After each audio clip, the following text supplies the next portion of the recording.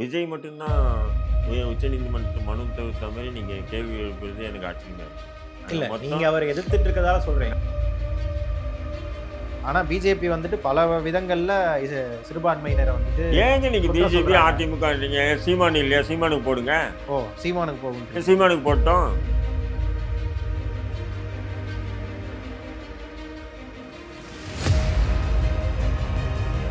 விஜய்க்கு மிகப்பெரிய அரசியல் எதிர்காலம் இருக்கு. எதிர்காலம் இருக்கு. நீங்களே ஒத்துக்கிறீங்க? ஆமா, நானும் சொன்னேன். பூத் கமிட்டியில் வந்து தமிழ்நாடு முழுக்க வந்து 234 தொகுதியில் வந்து லட்சக்கணக்கான விஜய்க்கு எல்லா தொகுதியிலையும் ரசிகர்கள் இருக்காங்கன்ட்டு ஒத்துக்கிறீங்களா?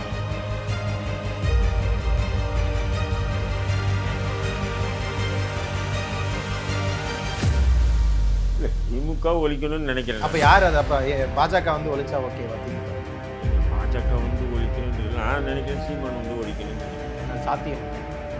எதுவுமே சாத்தியம் இல்லாதது உலகத்தில் எதுவுமே இல்லை.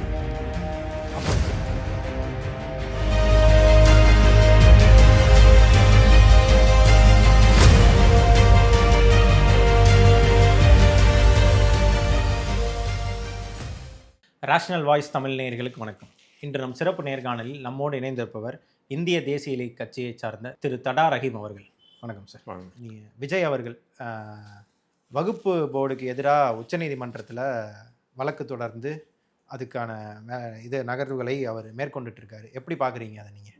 ஏன்னா நீங்கள் விஜய் அவர்களை நிறையா எதிர்த்து பேசிட்டு வர்றதை நம்ம பார்க்கலாம். வகுப்பு திருத்த சட்டத்துக்கு எதிராக ஏதோ விஜய் மட்டும்தான் உச்சநீதிமன்றத்து மனு தவிர்த்த மாதிரி நீங்கள் கேள்வி எழுப்புறது எனக்கு ஆச்சரியமா இருக்கு. இல்லை, நீங்கள் அவரை எதிர்த்துட்டு இருக்கதால சொல்கிறேன். நான் என்ன சொல்கிறேன், அங்கே மொத்தம் 1800க்கும் மேற்பட்ட மனுக்கள் போயிருக்கு வகுப்பு திருத்த சட்டத்தை ரத்து செய்ய சொல்லி உச்சநீதிமன்றத்தில். ஆனால் அதில் எடுத்துக்கொள்ளப்பட்ட மனுக்கள் 4 தான்.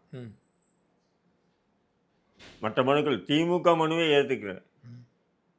அங்கே ஆர்குமெண்ட் பண்ணாங்க, எல்லா வழக்கறிஞர்களும் அங்கே இருந்தாங்க, எல்லாருமே ஃபைல் பண்ணாங்க.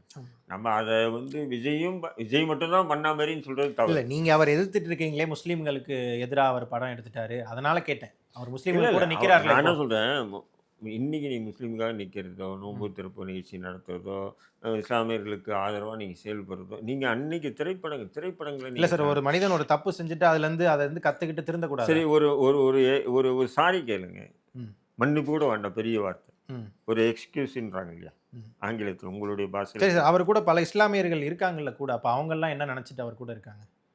அவங்களும் இஸ்லாமியர்கள் தானே. முஸ்லீம் ராஷ்ட்ரிய மஞ்சின்னு ஒரு அமைப்பு இருக்குது, தெரியுமா உங்களுக்கு? யார் அது? ஆர்எஸ்எஸ்னுடைய துணை பிரிவு.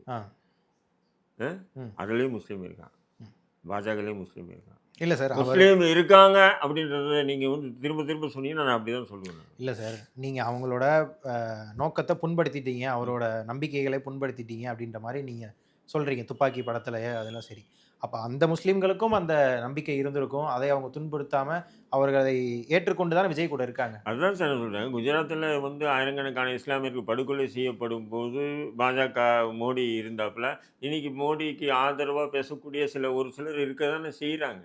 அப்போ அவங்க மனசு இருக்குது, அவங்க மனசு இருந்திருந்தால் அவங்க அங்கே போயிருக்க மாட்டாங்கல்ல. சரி சார், நான் என்ன சொல்கிறேன், ஒரு முஸ்லீம்களை தீவிரவாதியாக பயங்கரவாதியாக சித்தரித்து திரைப்படங்களை எடுக்கிறீங்க, அதை எதிர்க்கிறோம். அதன் பிறகு நீதிமன்றம் போகிறோம், நீதிமன்றத்தில் அந்த படம் போட்டு காமிச்சு அந்த படத்தில் வந்து இந்த காட்சிகள் எடுக்கணும்னு சொல்கிறாங்க. அப்புறம் நீங்கள் எடுத்துகிட்டு இப்படி தான் நாங்கள் வெளியிட்டிருக்கோம் அப்படின்றீங்க. அங்கே மன்னிப்பு கடிதம் எழுதி கொடுங்க, எல்லாமே கொடுக்குறீங்க. இதெல்லாம் துப்பாக்கி படத்தில் நடக்குது, எடுக்குது. அதன் பிறகு நீங்கள் பீஸ்ட்ன்ற படம் அதே கான்செப்டில் எடுக்கிறீங்க. கேட்டால் நாங்கள் வந்து முஸ்லீம்களை வந்து குண்டு வைக்கிறதெல்லாம் யார்? முஸ்லீமாக தானே இருக்கான், நாங்கள் முஸ்லீமை பற்றி எடுக்காமல் வேறு யாரை பற்றி எடுக்கிறோன்னு சொல்லி விஜய் சொல்லலை, மற்றவங்க சொல்கிறாங்க, விஜய்க்கு ஆதரவாக பேசுகிறவங்க. நான் கேட்குறேன், குண்டு வச்சது முஸ்லீம்கள் தான், நீ முஸ்லீம்களை எடுங்க வேணாம் சொல்ல. இதே வந்து மும்பையில் நடந்த கலவரத்துக்கு யார் காரணம்?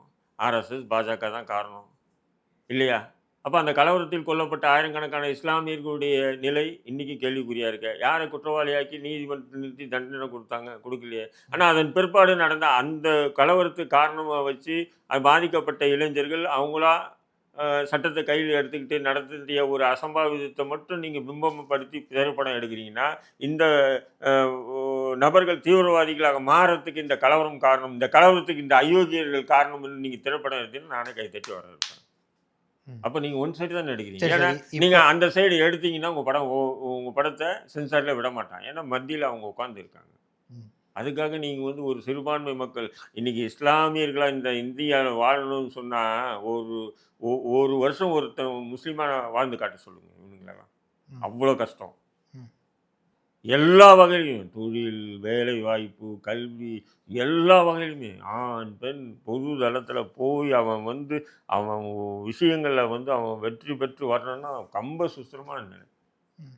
அவ்வளோ கஷ்டமான நிலையில் வந்து மேற்கொண்டு இதே திரைப்படங்களில் எடுத்து எடுத்து எடுத்து நீங்கள் எங்களை இன்னும் ஈட்டியால் நெஞ்சில் குத்துறீங்க. ஏன்டா குத்துறீங்கன்னு சொன்னால் அதுக்கு இன்ன வரையும் காரணத்தை சொல்லலைன்னா நீங்கள் தேர்தலில் வரீங்க, நீங்கள் இதை பண்ணுறீங்க அதை பண்ணுறீங்கிறதுக்கு நாங்கள் ஆதரிங்க. எப்போ தவறு செஞ்சுட்டு அந்த தவறை ஏன் திரும்ப திரும்ப சொல்கிறீங்கன்னு சொன்னால் அது எப்படி நம்ம ஏற்றுக்க முடியும் சொல்லுங்கள். சரி சார் இப்போ அவர் வந்துட்டு முஸ்லீம்களுக்கு கூட நிற்கிறேன் அப்படின்ற மாதிரி நின்று வழக்கு தொடர்ந்து பல விதங்களில் முஸ்லீம்களுக்கு பேசிக்கிட்டு இருக்காரு. இப்பயும் அவர் அப்போ நீங்கள் என்ன சொல்ல வரீங்க? ஒரு மன்னிப்பு கேட்கணுன்றீங்களா? மன்னிப்பு கேட்டுட்டு ஒரு சாரி கேளுங்க. மன்னிப்பு கேட்டுட்டா தடாரஹீம் அவர்களை ஆதரிக்க தயாரா? இல்லை தடாரஹீம் ஆதரிக்கலாம், என் சமூகம் ஆதரிக்கல. ம்.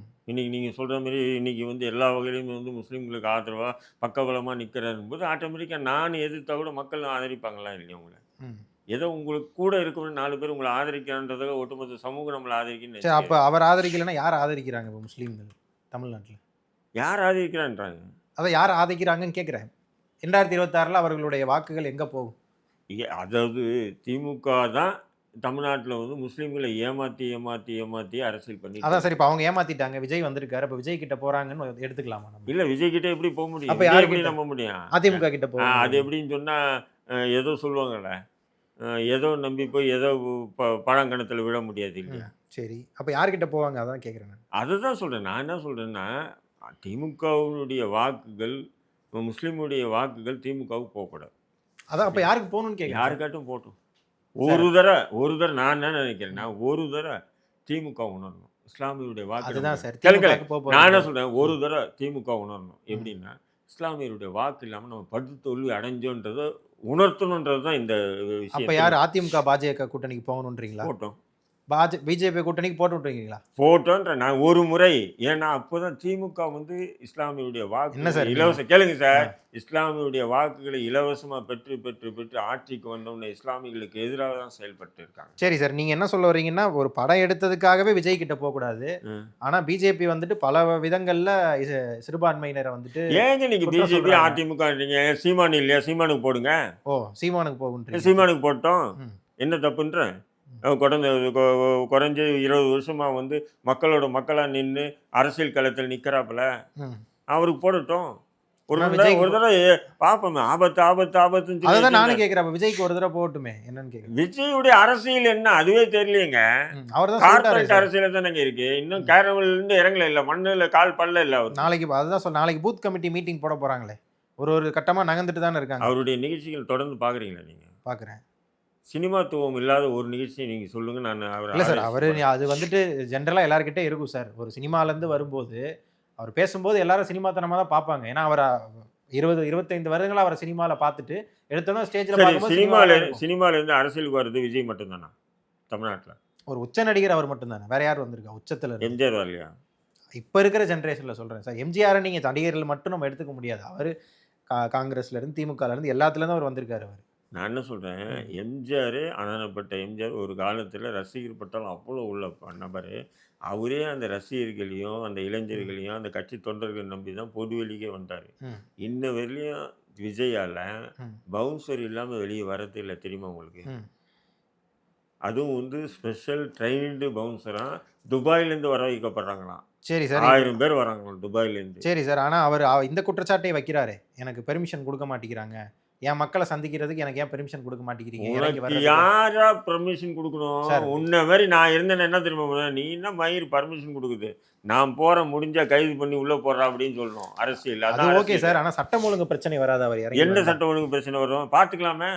அப்போதான் உன்னுடைய பலம். நான் என்ன சொல்றேன், அப்போதான் உன்னுடைய பலம் பலகீனமே தெரியும். இல்லை சார், அதை திமுக காரங்க அப்படியே அவருக்கு எதிராக மாற்ற மாட்டாங்களாப்பா? இந்த மாதிரி சட்ட ஒழுங்கை கெடுக்கிறாங்க அப்படின்ற மாதிரி அதை ஒரு ப்ரொபகண்டாவை கொண்டு போக மாட்டாங்க. மாத்திட்டுங்க, மக்கள் உங்க பின்னாடி நிற்பாங்க. இப்போ மக்கள் இல்லைன்றீங்களா விஜய் கூட?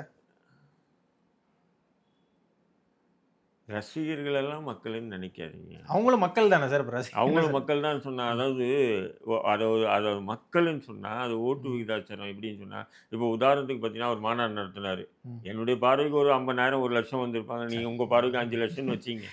சரி 5,00,000 வச்சுக்கங்க. 5,00,000 பேர் வாக்கு 5,00,000 சொல்லல. நீங்க அ 50,000 1 சரி லட்சம்ன்றது 5,00,000 வச்சுக்கங்க. நான் அ எந்த நம்பரும் சொல்லல. சரி குறைச்சு மதிப்பிட வேணாம்னு 5,00,000 சொல்றேன். இருக்கட்டும். ஆ. 5,00,000 பேர் ஓட்டு போட்டா ஒரு ம். முதல்வர் ஆயிடுவாரா? ஆக முடியாது.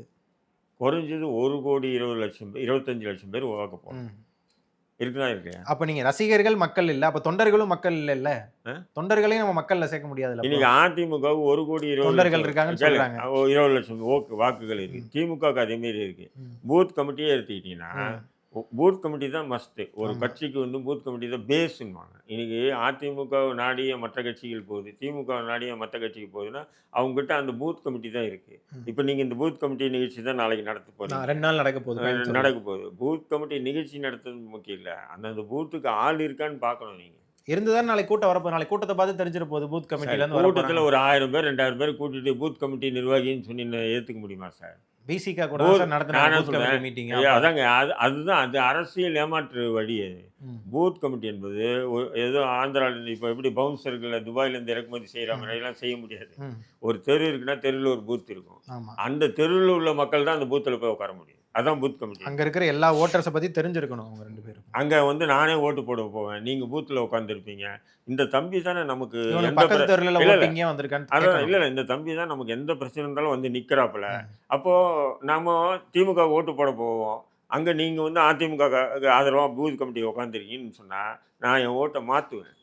அதுதான் பூத் கமிட்டியுடைய பலம், பலகீனம் எல்லாமே. ஒவ்வொரு பூத் கமிட்டி செலவு இருக்கு பார்த்தீங்களா? தேர்தல் செலவு.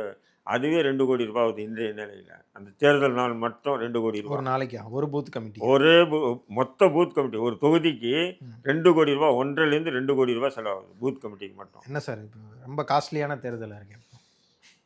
50,000 இல்லாத அதிமுக, திமுக கூட்டணி ரூ. 50,000 இல்லாத ஒரு பூத் கமிட்டி கடைசி நாளுக்கு ரூ. 50,000 குடுப்பாங்க. ம். Booth committee. இப்போ சரி நீங்க சார். அந்த பூத் கமிட்டியில நீங்க இருப்பீங்க. நீங்க அங்க இருக்கக்கூடிய 4 இளைஞர்களை கூட்டு போய் உட்கார வச்சிருப்பீங்க. ம். ஆளுக்கு ரூ. 1,000 குடுப்பீங்க. ம். நீங்க ஒரு ரூ. 5,000 எடுத்துக்குவீங்க. ம். புரியுதுங்களா? உங்களுக்கு ரூ. 50,000 அவன் வாங்கி எடுத்துட்டு வரான் பாரு அந்த வட்ட நிர்வாகி. அவன் கொஞ்சம் இதுதான் சொல்றேன். ரூ. 50,000 ஒரு பூத் கமிட்டிக்கு. இது நான் ஒரு கட்சியில வந்து ஒரு பூத் கமிட்டி ஒரு தேர்தல்ல நின்னேன்னா, அந்த பூத் கமிட்டிக்கு பணம் எவ்வளோ தேவைப்படும்ன்றத லிஸ்ட்டு முதற்கொண்டு எடுக்கும்போது தான் இது தெரிஞ்சுது எனக்கு. எனக்கு பிரம்மாண்டமா போச்சு. ம். நீங்க பிரச்சாரத்துக்கு போறது, வாக்காளருக்கு பணத்த குடுக்குறது, இதெல்லாம் 2வது, 3வது கட்டம் தான். மெயின் அன்னைக்கு, அந்த தேர்தல் அன்னைக்கு மட்டும் ரூ. 2,00,00,000 தனியா எடுத்து வச்சுருவாங்க. ம். பாராளுமன்ற தேர்தல்ல அதுவே ரூ. 15,00,00,000 எடுத்து வச்சுருவாங்க. ம். சட்டமன்ற தேர்தல்ல ரூ. 2,00,00,000 கேட்டு பாருங்க அரசியல்வாதி. ம். சரி சார். இது அப்போ இல்லாம இன்னைக்கு யாராவது ஒருத்தன் எம்எல்ஏ ஆக முடியுமா? இது இல்லாம இன்னைக்கு யாராவது ஒருத்தன் எம்பியா இருக்க முடியுமா? சொல்லுங்க. முடியாது. பணம் செலவழிச்சா தான் எம்பி ஆக முடியுமா அப்போ? கார்ப்பரேட் தான் இன்னைக்கு எல்லாமே. ம். அப்படி இருக்கும்போது, இன்னைக்கு நீங்க பூத் கமிட்டி மீட்டிங் நடத்துறதுன்றது முக்கியம் இல்ல. உண்மையிலே பூத் கமிட்டிக்கு ஆள் இருக்கான்றது தான் அது தேர்தல் நேரத்துல தான் தெரியும். இப்ப தெரியாது. ம். இப்போ ஒரு 5,000 பேர திரட்டிட்டு எல்லாம் பூத் கமிட்டின்னு சொல்லிக்கலாம் நம்ம. இதேமாரி பூத் கமிட்டி மீட்டிங் பாஜக நடத்தியிருக்கு, காங்கிரஸ் நடத்தியிருக்கு, விடுதலை சிறுத்தை நடத்தியிருக்கு, பாமக நடத்தியிருக்கு, எல்லாமே நடத்தியிருக்காங்க. பாமகவுக்கு கூட தமிழ்நாடு முழுக்க பூத் கமிட்டி இல்ல. வட மாநிலங்கள்ல ஸ்ட்ராங்கா இருப்பாங்க. வட மாநிலங்கள்ல மட்டும் ஒரு 4 தொகுதிக்கு மட்டும் தான் பூத் கமிட்டி இருக்கு. நாம் தமிழர் கட்சிக்கு இதுலயும் பூத் கமிட்டி முழுமை பெறல. ம். திமுக, அதிமுகவை தவிர தமிழ்நாட்டுல யாருக்குமே பூத் கமிட்டி இல்ல. ம். நீங்க இப்ப பூத் கமிட்டி போடுறதுனால வந்து பூத் கமிட்டி எல்லாமே அது தேர்தல் நேரத்துல தான் தெரியும். எல்லா பூத்லயும் ஓ என்னது தமிழக வாழ்வுரிமை கட்சியா? யாரு சார்? விஜய் வேல்முருகனா? விஜய் விஜய் தமிழக வெற்றி கழகம். வெற்றி கழகம். டிவிகே 2மே அதுவும் டிவிகே தான். டிவிக்கு தான் வருது. நமக்கு அவர் நண்பர். அதனால அதே ஞாபகம் வருது. வேல்முருகன் ஆமா. அவர்களா? ம். தமிழக வெற்றி கழகம் வந்து ம். நிர்வாகிகள் உட்காந்து பூத்துல 4 பேர் 5 பேர் உட்கார்றாங்களா? எல்லா பூத்லயும் அப்படி உட்கார்ந்தாங்கன்னு சொன்னா, மிகப்பெரிய அரசியல். விஜய்க்கு மிகப்பெரிய அரசியல் இருக்கு. எதிர்காலம் இருக்கு. எதிர்காலம் இருக்கு. ம். நீங்களே ஒத்துக்கிறீங்க. ஆமா. நான் தான் சொன்னேன். பூத் ம். கமிட்டியில வந்து தமிழ்நாடு முழுக்க வந்து 234 தொகுதியில வந்து லட்சக்கணக்கான விஜய்க்கு எல்லா தொகுதியிலயும் ரசிகர்கள் இருக்காங்கன்ட்டு ஒத்துக்கிறீங்களா? ஏங்க சினிமா இல்ல. பிரபலம் கேளுங்க. சினிமா பிரபலம்ன்றது வேற தம்பி. ம். சினிமா பிரபலம் எல்லா இடத்துலயும் இருக்கு. ம். ஒண்ணும் இல்ல. இந்த படியேறும் பெருமாள் படம் பார்த்தீங்களா? அ அந்த படத்தில் ஒரு நாய் நடிச்சுது பார்த்தீங்களா? கருப்பி. கருப்பி. அந்த நாய் செத்துச்சுன்னு சொல்லிட்டு எல்லா ஊடகங்களையும் தலைப்பு செய்யுது. ம். வீட்ல பொம்பள வீடு அந்த நாய் செத்துச்சுன்னு சொன்னாங்கடா. எந்த நாய்? ம். அதான் அந்த படத்துல நடிச்சது அப்படின்னு சொன்னாங்க. இல்ல சார். அப்ப விஜய வந்துட்டு நீங்க எது கூட கம்பேர் பண்றீங்க? சினிமாத்துவம் சார் அதான். ம். இதுதான் சினிமாத்துவம்ன்றது. சினிமா பிரபலம். நீங்க இந்த சினிமால மட்டும் முகம் காட்டி நீங்க தெருவுல போயிடுங்க. சரி சார். இப்ப 2026ல திமுக கூட்டணி ஆட்சிக்கு வரும்னு நினைக்கிறீங்களா? இல்ல என்ன எப்படியா? அவங்கள அகற்றப்பட வேண்டும் நீங்க அத ஒத்துக்கிறீங்களா நீங்க? இல்ல திமுக ஒழிக்கணும்னு நினைக்கிறேன் அப்ப நானு. யார் அது அப்ப பாஜக வந்து ஒழிச்சா ஓகேவா திமுகவ? ஏங்க பாஜக வந்து ஒழிக்கணுன்றதுல நான் நினைக்கிறேன் சீமான் வந்து ஒழிக்கணும்னு நினைக்கிறேன். அது சாத்தியமா? எதுவுமே சாத்தியம் இல்லாதது இந்த உலகத்துல எதுவுமே இல்லைங்க. ம். அப்ப சீமான மட்டும் நீங்க சினிமா தனம் இல்லன்றீங்க. அப்ப விஜய் மட்டும் சினிமா தனம்ன்றது நம்ம எதுல இருந்து ஏங்க எடுத்துக்கிறது? சீமான் வந்து நேரடியா சினிமாலேருந்து வந்தேன்னா சீமானை கூத்தாடின்னு சொல்லி தூக்கி 10 போட்டு வருஷத்துக்கு முன்னாடி அவர் சினிமா தனம் தான் சொன்னாங்க. விஜய் அதே மாரி 10 வருஷத்துக்கு 15 அப்புறம் ஏத்துக்க வருஷத்துக்கு மாட்டாங்களா? முன்னாடி இறங்கி இன்ன வரையும் களத்தில் நிற்கிறாப்புல. ம். ஒரு பிரஸ் மீட்டை விஜயால எதிர்கொள்ள முடியுமா? கொஞ்சம் கொஞ்சமா வருவார் சார். இப்ப அறிக்கைகள் பலமா இன்ன கொடுக்க வரையும் ஒரு ஆரம்பிச்சிருக்காரு. பிரஸ் மீட் பிரஸ்காரனை பார்த்தா ஓடுறாரு பயந்து. ம். ஏன்னா இன்னைக்கு ஒரு காலம் ஸ்டாலின் கூட தான் சார் ஒரு பிரஸ் மீட் கேளுங்க. கொடுத்தாரு ஒரு முதலமைச்சர். காலம் இந்த செய்தியாளர்கள் நிலை வேற. ம். இன்னைக்கெல்லாம் இளைஞர்கள் உங்கள மாரி இளைஞர்கள் ம். எந்த நேரத்துல என்ன கேள்வி எழுப்போன்னு தெரியாம எழுப்புறீங்க. அதான் சார் முதலமைச்சர் கூட தான் பிரஸ் மீட் கொடுக்க மாட்டேங்கிறாரு. இருந்தாலும் 10 பிரஸ் மீட்ல 2 பிரஸ் மீட் அட்டெண்ட் பண்றாரா இல்லையா? அது கரெக்டான பிரஸ் மீட்டா நடக்குதா? இல்ல சொல்றேன். அது கரெக்ட்டா நடக்குதுன்னு நடக்கல. ஆனா 2, 3 பிரஸ் மீட்டாவது நடத்துதா இல்லையா? ம். இப்ப விஜயும் அதே மாரி ஒரு செட்டப் பிரஸ் மீட் பண்ணா உங்களுக்கு ஓகே. செட்டப்ன்றது இல்லைங்க. ம். நான் என்ன சொல்றேன், பிரஸ் மீட் நீங்க எதிர்கொள்ளுங்க. இப்ப சீமான போய் எடுத்து பார்த்தீங்க. அவர் டெய்லி பிரஸ் மீட் குடுக்குறாரு. டெய்லி 4 பிரஸ் மீட் குடுக்குறாரு. இல்ல பிரஸ் மீட் மட்டும் இல்ல. எந்த கேள்விக்கும் பதில் சொல்லாம போ மாட்டாப்ல. கரெக்ட். அது சிலது வந்து ட்ரோல் ஆகும். சிலது ஒரு விமர்சனத்துக்கு ஆளாகும். எல்லாத்துக்கும் பதில் குடுக்குறாரு. எல்லாத்துக்கும் பதில் குடுப்பாரு. அதுதாங்க ஒரு கரெக்ட்டா தப்பா உண்மையில சொல்லிருவாரு. அதுதாங்க உண்மையில ஒரு அரசியல் தலைவருக்கு உண்டான அழகு. ம். எழுதி வச்சுட்டு இந்த கேள்வி மட்டும் என்கிட்ட கேளு. இதுக்கு மட்டும் நான் பதில் சொல்றேன் அப்படின்றதே தவறுங்க அது. ம். அதே நேரத்துல வந்து பிரஸ்காரன கண்டு ஓடுறதும் தவறுங்க. ம்.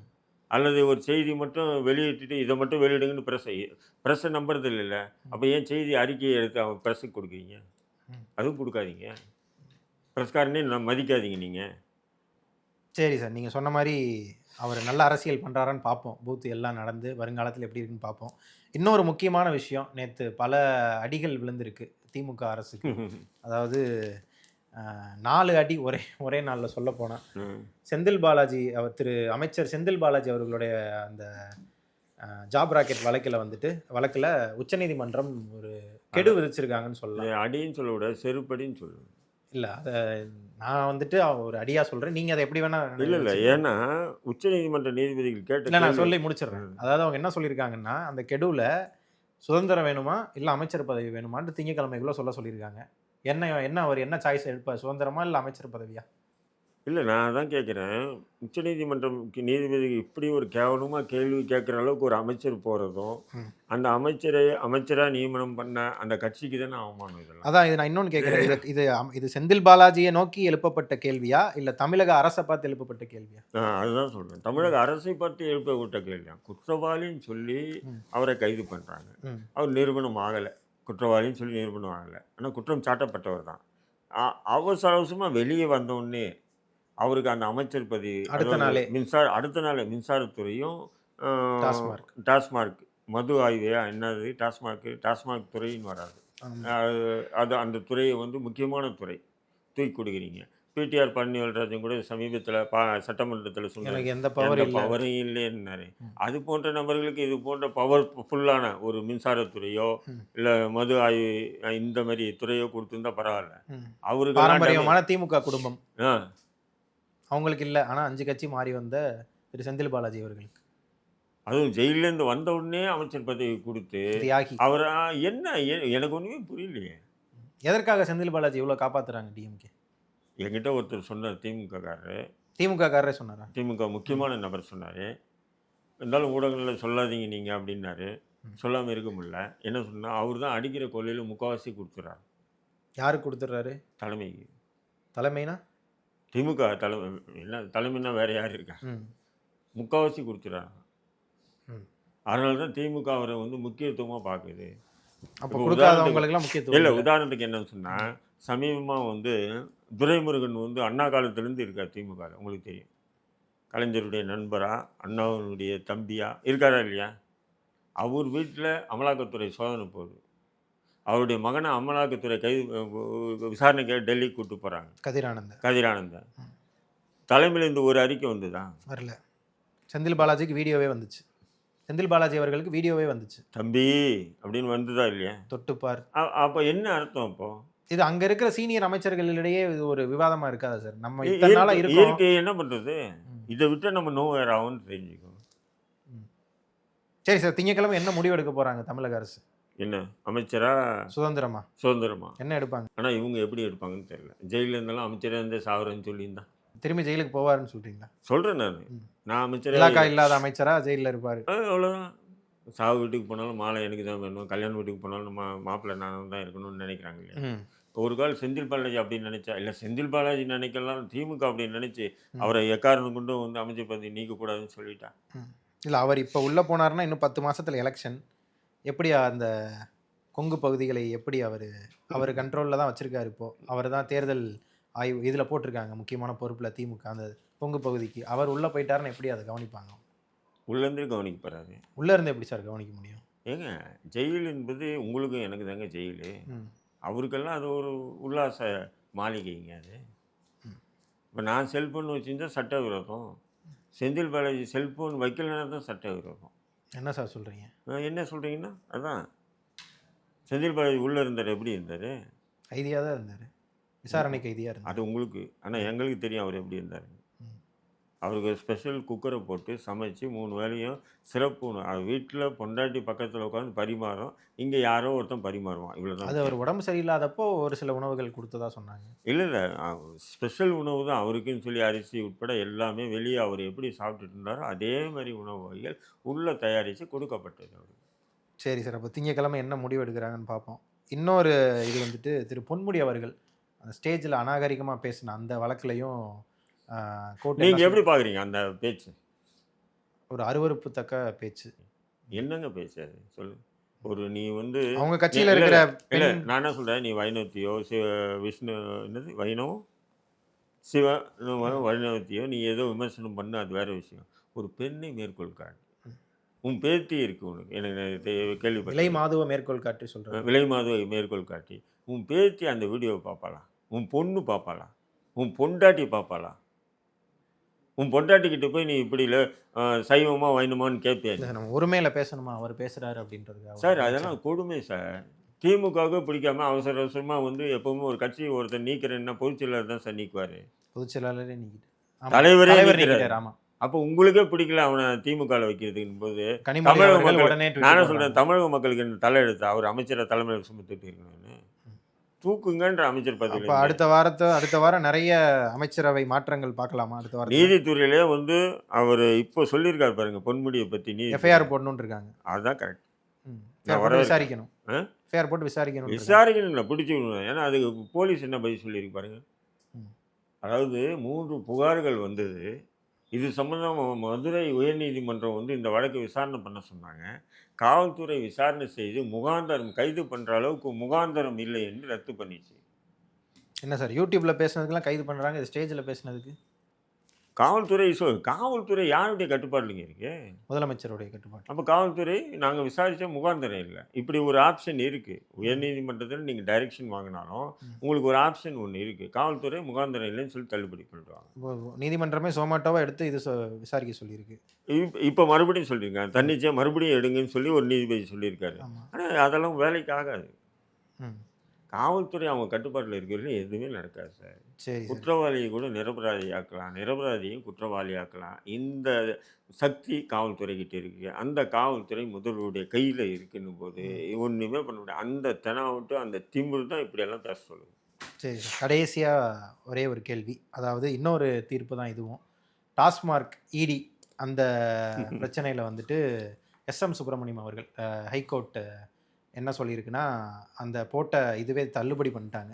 தமிழக அரசு போட்ட அந்த கேஸையே வந்துட்டு விசாரிக்கலாம், இடி வந்துட்டு மேற்கொண்டு விசாரிக்கலாம் அப்படின்ற மாதிரி சொல்லி அந்த வழக்கையே தள்ளுபடி பண்ணியிருக்காங்க. இந்த இதை எப்படி பார்க்குறீங்க? இல்லை, நான் என்ன சொல்கிறேன், டாஸ்மாக்ன்றது மாநில அரசினுடைய ஒரு கட்டுப்பாடு. ஆமாம். அப்போ மாநில அரசு சம்மந்தப்பட்ட அலுவலகங்களில் சோதனை பண்ணுறது என்ன தவறு? நீங்கள் ஏன் பயப்படுறீங்க?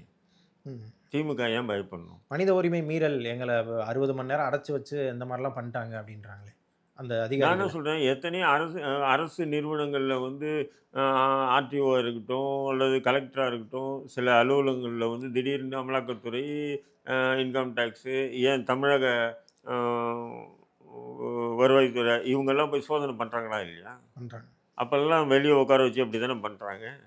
அதே மாரி நெனச்சுட்டு போங்க. நீங்க ஏன் இத ஒரு ட்ரஸ்ட்டா நெனைக்கிறீங்க? இது ஒரு பெரிய ஒரு அ பாரமா நெனைக்கிறீங்க? ம்.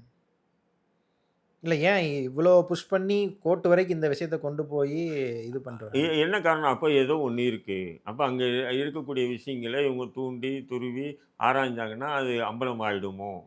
அதன் மூலியமா வந்து இப்ப டாஸ்மார்க்க வந்து அமலாக்கத்துறை கை வைக்கிறதே செந்தில் பாலாஜிய டார்கெட் பண்றதுக்கு தான். வேற ஒண்ணும் இல்ல. ம். சிம்பிளா சொல்லணும்னா. ம். இல்ல அங்க போய் டாஸ்மார்க்ல கை வைக்க மாட்டாங்க. டாஸ்மார்க்க கை வைக்கிறது செந்தில் பாலாஜி மீது கை வைக்கிறதுக்கு தான் வேலை வந்து பண்றாங்க. ம். அப்ப அதுக்கு வந்து இவங்க சாதாரணமா விட்டுறதில்ல திமுக. அதனால தான் வந்து பாருங்க உயர்நீதிமன்றத்துக்கு போறாங்க, இவங்கலாம் மனு போடுறாங்க. அது எப்படி டாஸ்மார்க் அது அரசு நிறுவனம், அரசு நிறுவனத்தில வந்து கண்ட நேரத்தில வந்து உள்ள புகுந்து சோதனைலாம் பண்ணக்கூடாது, அப்படி இப்படின்னு கச்சா முச்சான்னு குதிக்க காரணம் என்ன? ம்.